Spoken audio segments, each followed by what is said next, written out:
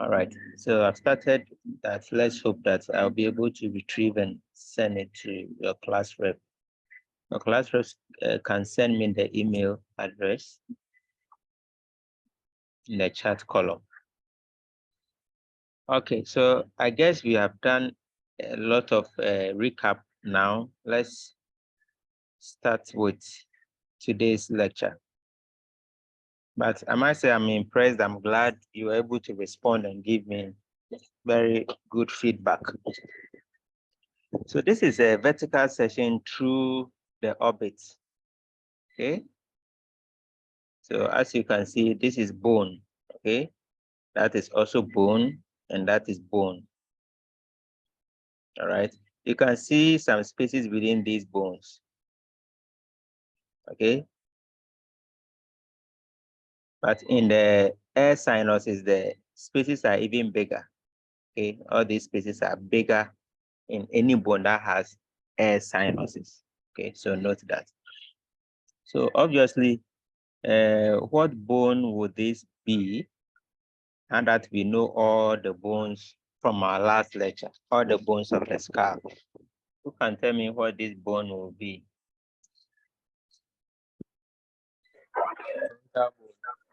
That is the frontal bone. I'm sure you all agree that that's frontal bone. What bone would this be?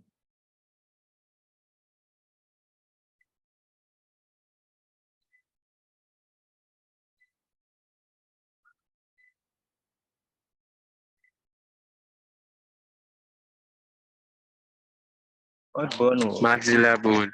Maxillary bone, or the maxilla. Okay. Do you think the zygomatic bone will be close to that as well? If somebody says zygomatic bone, why should that be wrong? Why should we accept maxillary bone and not, for instance, zygomatic? So let's go back.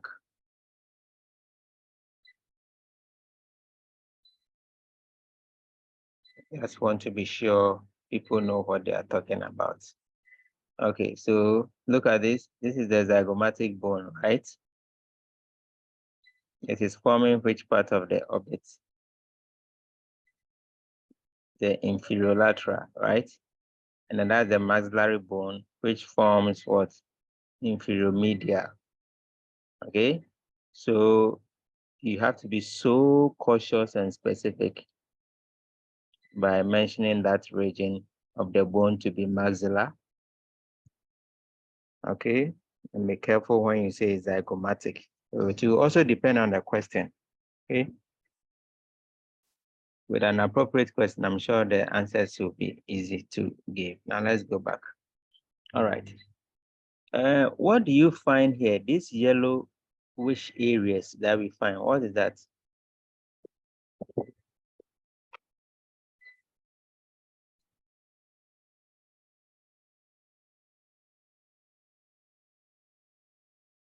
What are all these yellowish regions? What substance is that? Or what tissue is that?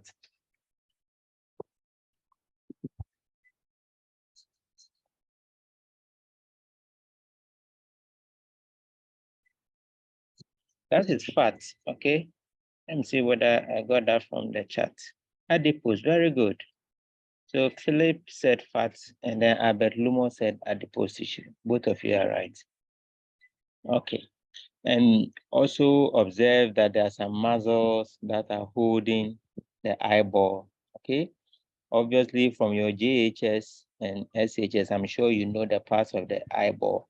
Have the anterior chamber, posterior chamber, that is the lens, okay? And then the pupil and iris and suspensory ligament that are holding the lens in place.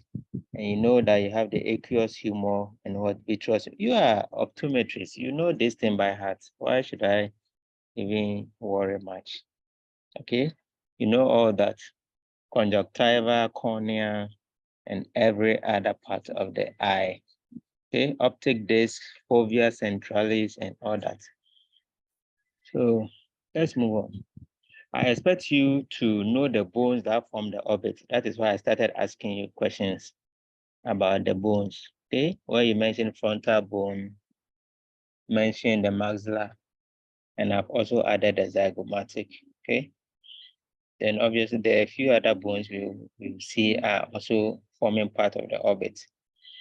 Then you should also know the contents of the orbit and the canals within the orbit.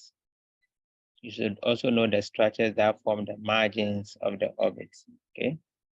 So let's look at this. This is anterior view. So the colors tell us that at least you can have this bone, which is frontal. This one, this was zygomatic, right? That is the maxillary or maxilla. Then you also even have certain portions of some bones which are within interior part, okay?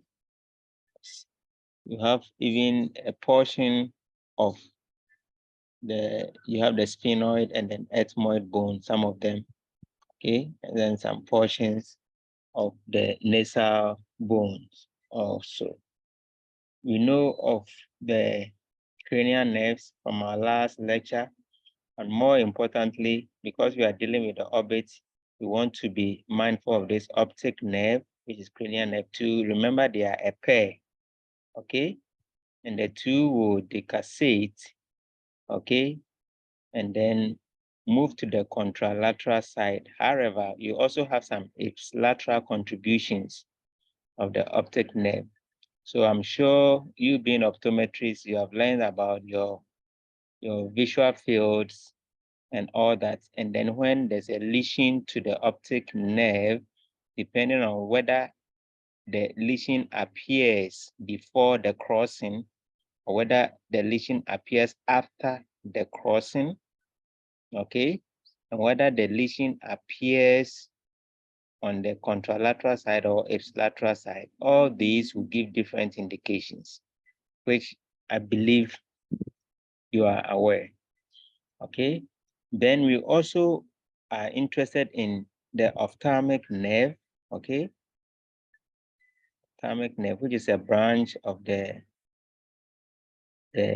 V, okay?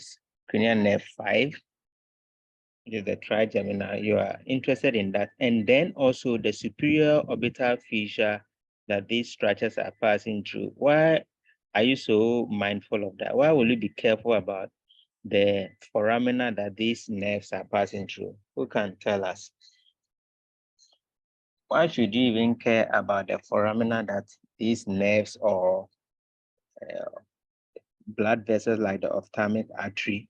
But remember that the ophthalmic artery will join the ophthalmic nerve to pass through the superior orbital fissure, okay? And optic nerve is passing through the optic canal. Why will you be mindful of the structures that are passing through these canals? Any ideas?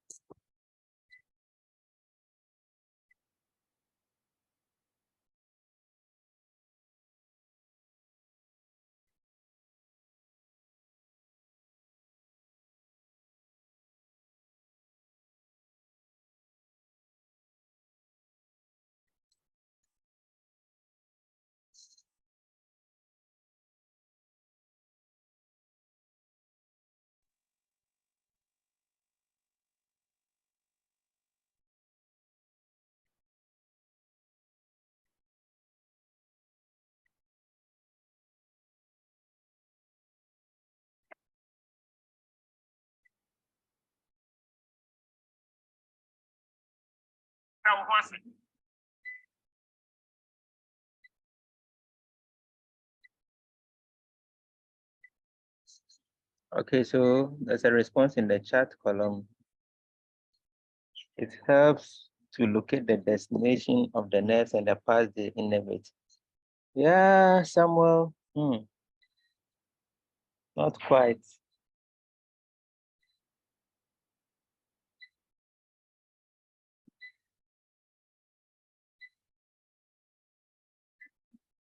Not quite.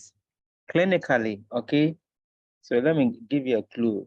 I expect you to think clinical, okay? Clinically, why would you worry about when a structure is passing through a foramen or a foramina? So Stephanie says damage to them.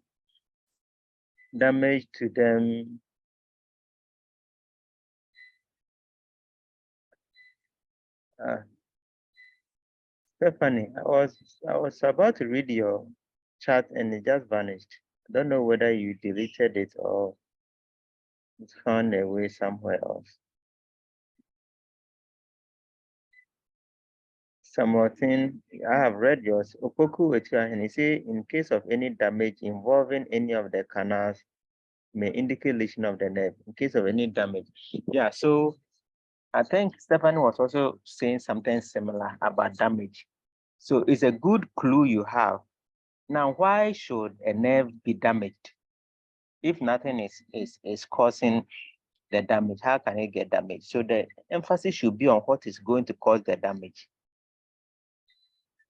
What do you think is likely to cause damage to them by virtue of where they are passing through?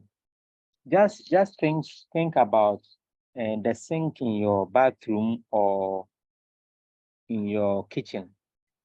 What will cause the spaces within the sink to get blocked? In this case, we use damage. Let's use damage for the blockage for the sink. So Opoku against it, the bone may press on it. Yes, there will be compression, and that's one of the things I'm looking out for, okay, in your answers. Compression. But how can a bone that has already matured, how can it compress it? Because the bone is not growing any bigger anymore. Let's say at your age, your skull is not going to grow bigger. So why will the bone compress it? Fracture to the bone, Lizzie. As for that portion of the bone is quite strong. Yes, fracture, but that is excessive when you are in an accident. Let's say a very traumatic motor traffic accident. Okay, but let's take away accidents and all that. Yes, tumor. Yes. So if there's a tumor, this is what I'm expecting. Okay. The trauma, yes, it can be, but if there's no trauma at all, some of the silent killers will be what? When a tumor is growing and you're not even aware. You get it? When you have an accident, at least you know that there's an accident, you'll be taken to the emergency to be reviewed and you take scans and all that. But when a tumor is growing within that canal,